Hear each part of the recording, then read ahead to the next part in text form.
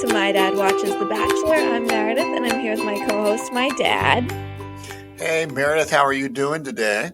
I'm doing well. I'm very excited to talk about yet another episode of Zach's season of The Bachelor with you. Are you really? Because it's like that's sort of like the standard response that whenever the young ladies are asked, "How's it going?"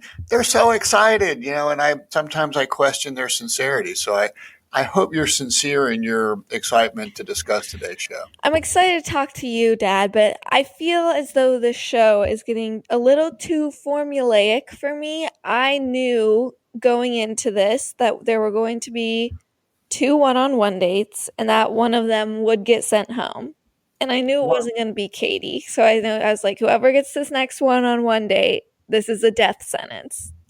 Well, see, I did not see that coming. And Brooklyn was the young lady who got the second one-on-one date after we had our first one-on-one date with Katie. Went well. She gets a rose. We have our group date, which I'm sure we'll discuss, which was pretty weird.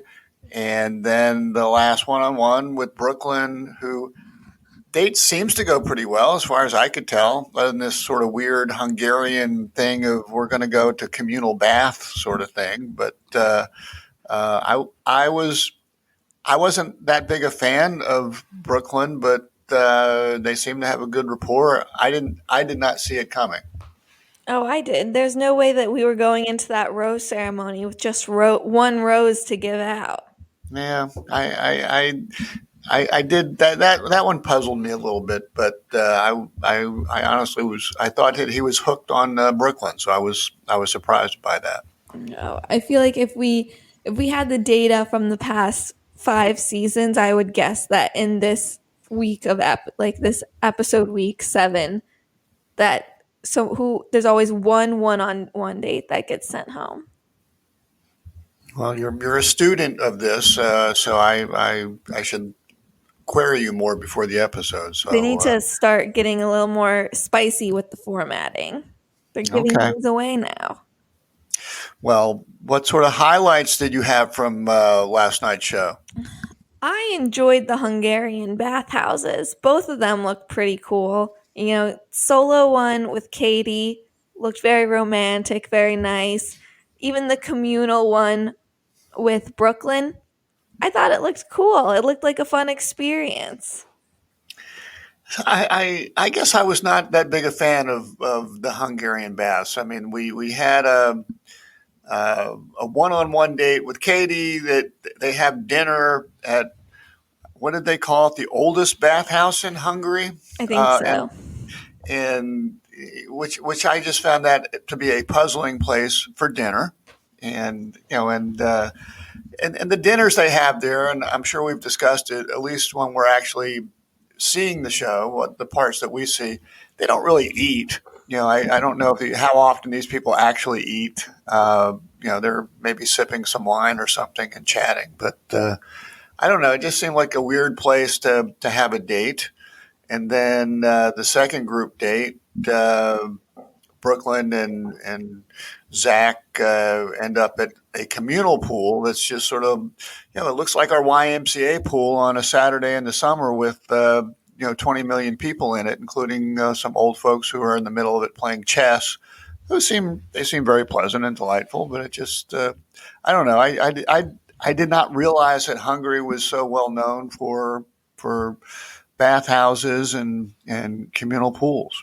So I don't think you can compare that to the YMCA. It looked very European, like old fancy buildings surrounding it. I also think it was like a hot tub type deal, and it looked a lot more elegant than your YMCA. It looked to me like a bastion of germs and disease there. I'm not sure. I'm not sure I want to get in a warm bath with 100 other people.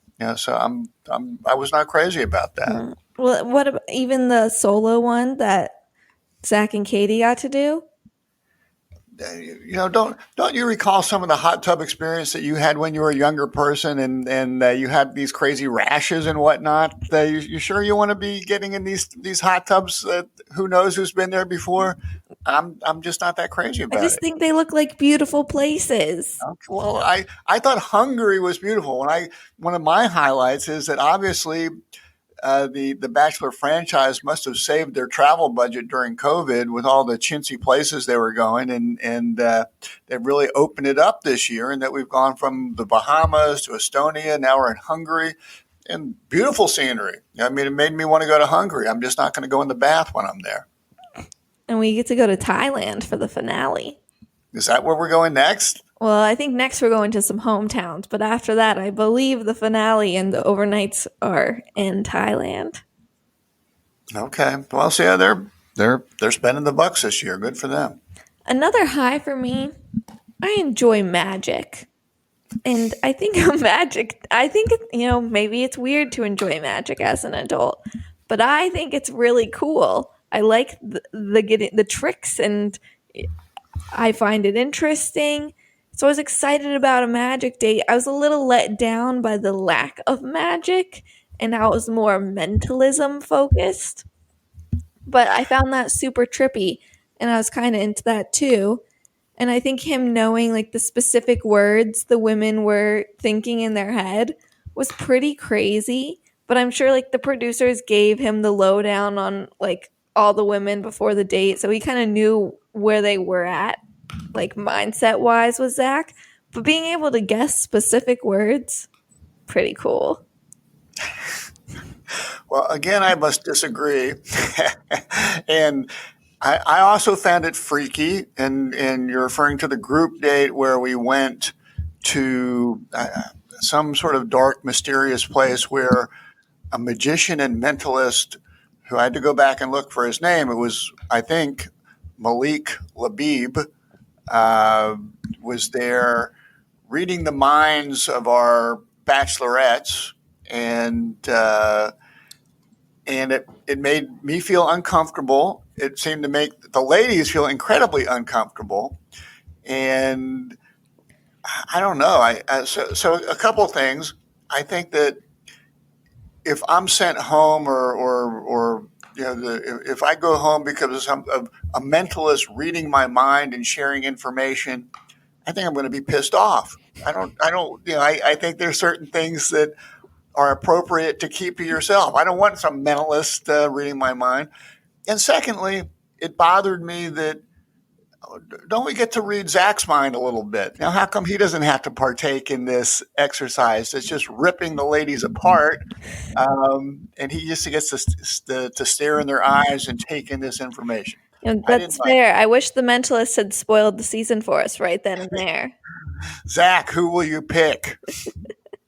He writes it on the chalkboard. Yeah, and writes it. Then we could have been done with this. But yeah, so I I'm somewhat fascinated. To me, it's sort of like you can't turn away from the car wreck. I'm sort of fascinated by it, but I felt for the ladies, and that I felt that they were putting it in a very awkward situation, and I don't know how he does it. I question some of the things that I see on TV. I don't know how the editing works, but it was pretty freaky. The girls seem surprised. So I feel They like, seem The girls were terrified. yeah, I mean, that's freaky if someone's able to guess a specific word you're thinking about. Of course, you're going to be freaked out. But it's Yeah, it's kind of cool too. Labib, the magician slash mentalist, would ask questions of the girls, and then a very probing question with a one-word answer that he would write on a chalkboard, and then have the girl share it, and he was right on. But he didn't make Kat share anything because she broke down and cracked before she even had to share anything. Yeah, she was too easy. Yeah, he didn't even have to write anything down because she gave it all up. Another high for me, Ariel's dad thinking that the show is all orgies and that That was they'd make funny. her get naked. So Ariel's dad told her that she should not go on the show because it's all just orgies and getting naked. And kind of ironic because she and Zach went to a nudist sauna last week. Well, maybe he shares some of the mentalist's powers and knew what was coming, and knew that his poor daughter was going to have to go to the nude bathing place. Or maybe he was thinking about paradise when he was thinking orgies. Well, that's probably something I would have told you when you're younger. You cannot go on the show. It's just a bunch of orgies, and they're going to make you take your clothes off. And my last high, I thought Brooklyn and Zach's like faux hot air balloon thing looked really cool. I would love to go in a hot air balloon. That I thought that looked fun, and um, as I said, I thought they had a nice date. So I was surprised that Brooklyn got the hook. I was not. What other So highs do you have? well, as mentioned, I thought Budapest looked beautiful. They're showing scenes that make you want to go to these various places.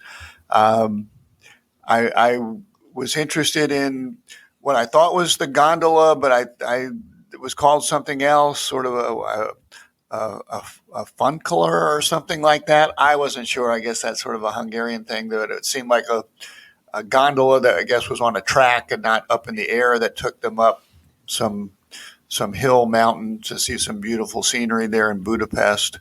Um, I sort of was amused by the fellow who was giving them Hungarian spices and sort of winking at them like they're going to, um, we know that you guys are going to, get together later.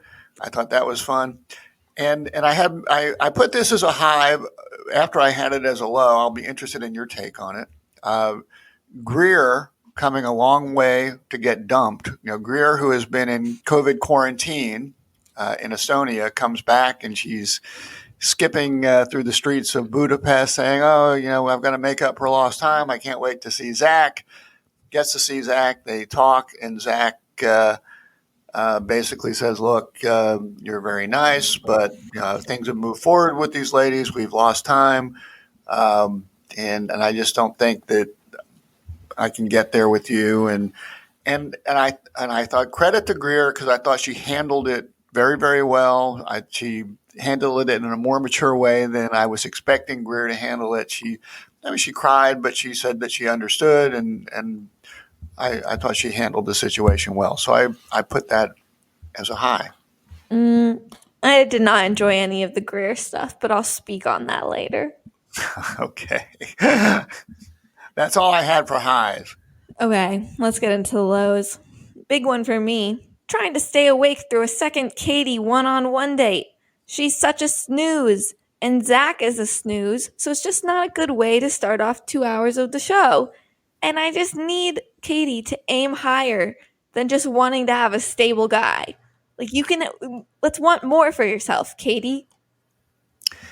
Yeah, I think Katie seems very, very nice. She seems like a very safe choice if Zach were to go in that direction. But I do think that you want someone that is going to be more on both sides. I think someone that's going to challenge you a bit, someone that's your equal, and I don't want to say that Katie seems a bit subservient or whatnot, but I think she just needs to be a little bit more challenging and I don't know, just pump it up a little bit. I didn't see that as a low, but I think your point is correct. Um, I do wish we got to see more of the personalities of the women, like in the credits end scene bloopery type stuff where we get to see Gabby and Katie like playing around in the bubble bath and having a good time. Like I think that makes me like Katie more, but I don't feel like I get any of that from what they're normally showing me.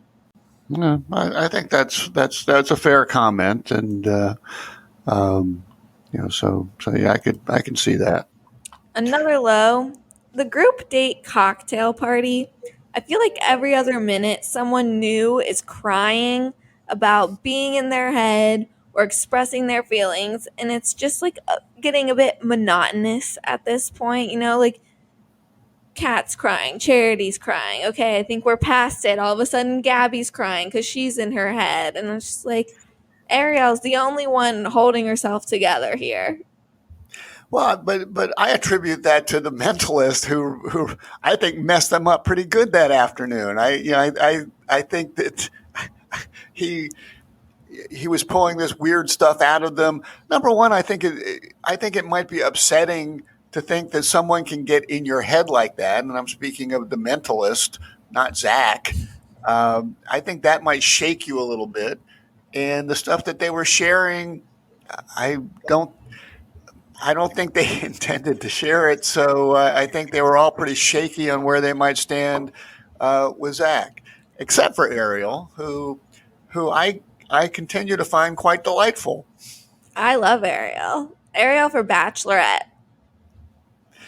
Ariel for the winner of this one. No. She can do so much better than Zach.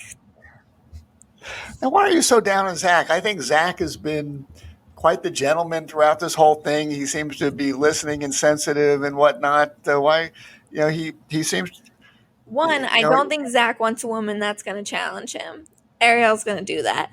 Two, I do not like how quickly he turns on people. He's very into you. You say one thing you don't like, one thing he doesn't like, and then you're gone. Like, you can see it in his eyes. They like glaze over. He's like, oh, I'm done with you. You serve no purpose anymore. You're out of here. And I don't think that anyone should be with someone that's like that. Do you think that some of that is premeditated? Where with Brooklyn and some of these others, he had pretty much made up his mind and might have just been looking for that opening to say, "All right, I've lost that confidence that we can get there. You're a wonderful person, but you need to leave." Maybe, but just the way that he shuts down so quickly, I think is a red flag.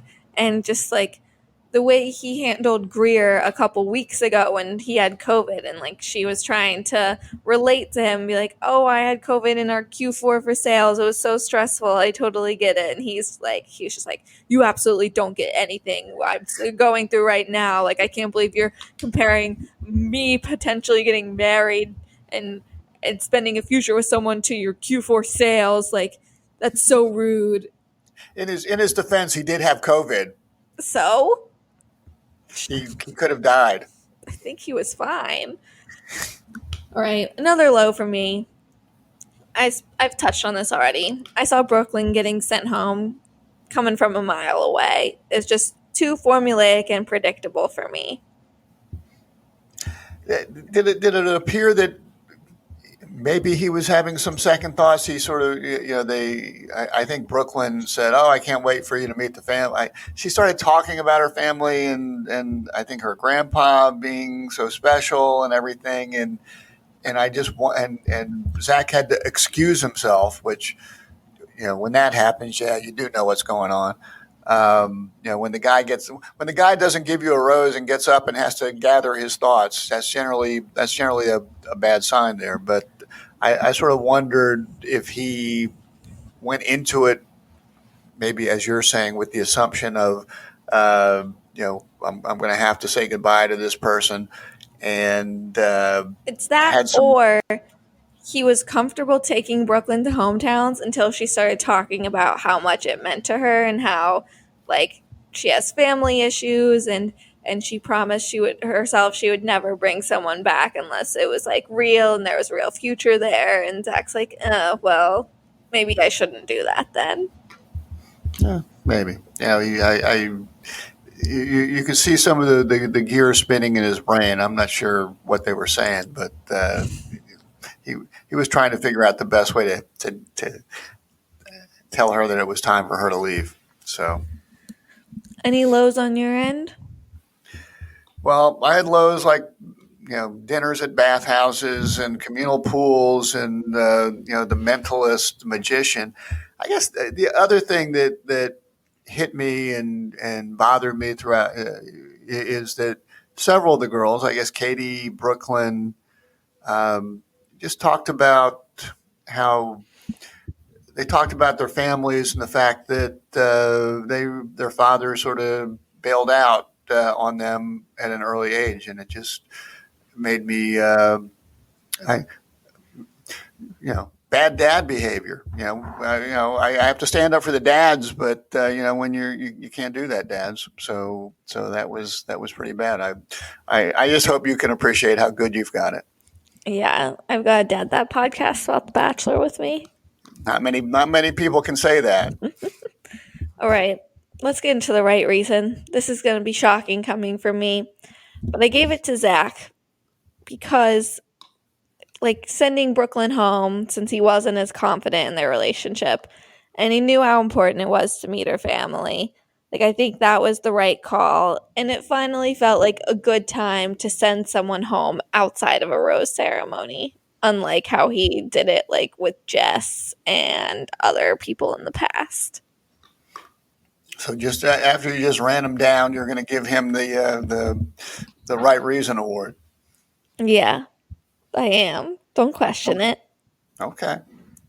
Well, I'm giving the right reason to Ariel, just because I so much enjoy her humor, and I think, as she said when she was talking to Zach, that she was going to be stupidly honest. And she talked about her Ukrainian Jewish family, and I'm looking forward to meeting them. Although it looks like from our previews that her brother is going to really give Zach the third degree and put him through the paces. Looks like all the brothers are. Yeah. It looks like Zach might have a few tough conversations next week. Good. My wrong reason, I'm giving it to Greer. I think she is just so dumb. She finally is like coming back from COVID and she's acting as if this is the greatest thing ever. She finally gets to see the love of her life, Zach. And it's like, do you not remember the most recent conversation that you had with him where he kind of treated you like shit and got mad at you for comparing his COVID to her sales job? And you were like crying afterwards, barely made it through the rose ceremony. Like, why are you so excited to see this guy and talking about how much your parents would like to meet him? Like, one, you barely know him. Two, he was so rude to you. And side note, pretty shitty of the producers to make her come all the way to Budapest post COVID just to get sent home. Besides the point. I think that's a good pick. I wonder if they say, well, look, since you're already in Budapest, we're going to let you do a day of sightseeing or something, or do they just stick somebody on an airplane and say, hey, you're on the first flight back to the States. Good luck. Know, it was my understanding she was in London quarantining, and then they're like, okay, now you can go to Budapest. Goes to Budapest, gets dumped. Like, last season when Logan had COVID, he was just off the show forever.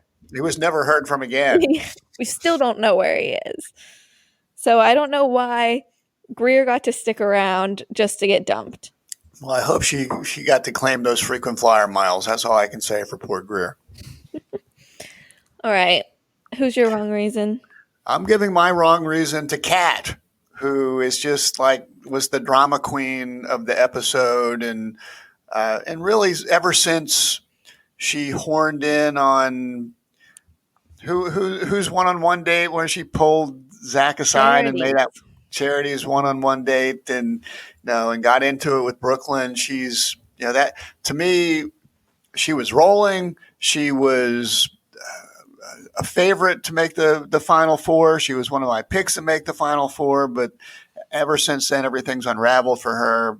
She felt attacked by the other girls, which deservedly she was. Zach felt like things were a little bit off, which is never good. When she doesn't get a one-on-one on this episode, she gets freaky and crying and doesn't understand why she wouldn't be picked for the one-on-one, and just is just so emotional. And during the mentalist portion of the group date, she admits that she's thought about leaving and says that she's uncertain whether she wants Zach to meet her family. And I guess those are the last nails in her coffin. Yeah, it wasn't sad to see Kat go. And in quite a twist, turn of events here, I have more top 4 picks left than you. Definitely would not have guessed that after week 2 or 3. Well, I really, and you said you were surprised that Charity was one of the Final Four when you and I were texting last night. And I was also surprised. I particularly when Brooklyn went home, I said, "Oh, I'm going to have 2. Kat's going to make it, and and Katie, and you'll have two, and we'll have everything covered. So Charity is the only young lady that we didn't Yeah, she's our dark horse. to get into the Final Four. So anyway, and honestly, I kind of like the two horses that you're riding, Ariel and Gabby, more than Katie. So I like we'll see. them more as well, but I think Katie has the best chance of winning.